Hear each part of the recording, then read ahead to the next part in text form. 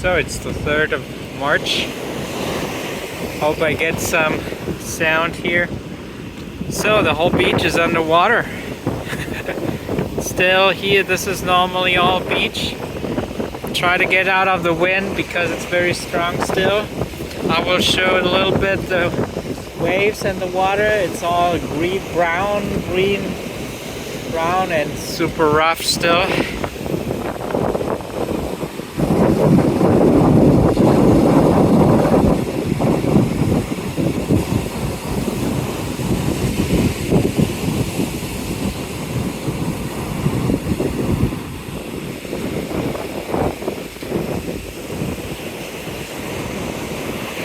We can see how far the waves got here because of the brown stuff which it brought with it, and it for sure changed the whole beach. They're still underwater. I'm walking a lot through the water here.